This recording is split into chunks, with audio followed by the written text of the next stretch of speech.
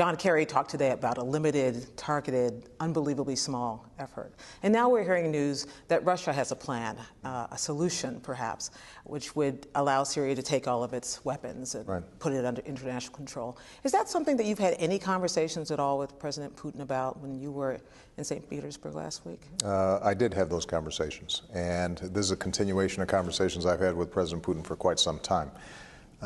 As I said to you the last time we spoke, this chemical weapons ban matters to us, to the United States.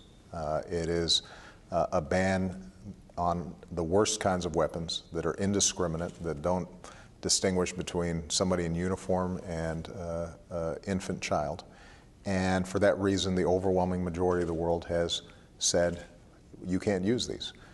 And my intentions throughout this process has been to ensure that the blatant use of chemical weapons that we saw doesn't happen again.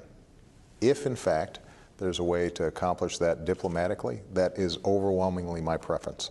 You know, I have instructed John Kerry to talk directly to the Russians and run this to ground. And if we can exhaust these diplomatic efforts and come up with a formula that gives the international community a verifiable, enforceable mechanism to deal with these chemical weapons in Syria, then I'm all for it. But we're going to have to see specifics. And I think it is reasonable to assume that we would not be at this point if there were not a credible military threat standing behind the norm against the use of chemical weapons.